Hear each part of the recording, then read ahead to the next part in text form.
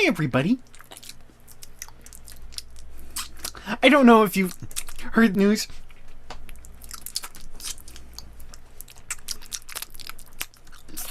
Hi everybody. Hi everybody. Hi everybody.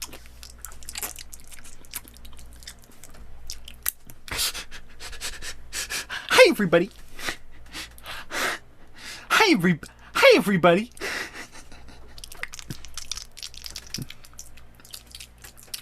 Hi everybody.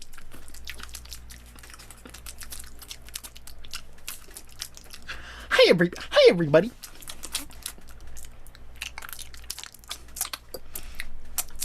Hi everybody.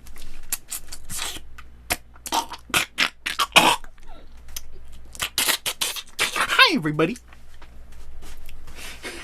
I don't know if you heard the huge news today, but the Titanic fucking exploded! Fate has ordained that the men who went to the moon to explore in peace will stay on the moon to rest in peace. These brave men, Neil Armstrong and Edwin Aldrin, know that there is no hope for their recovery. But they also know that there is hope for mankind in their sacrifice.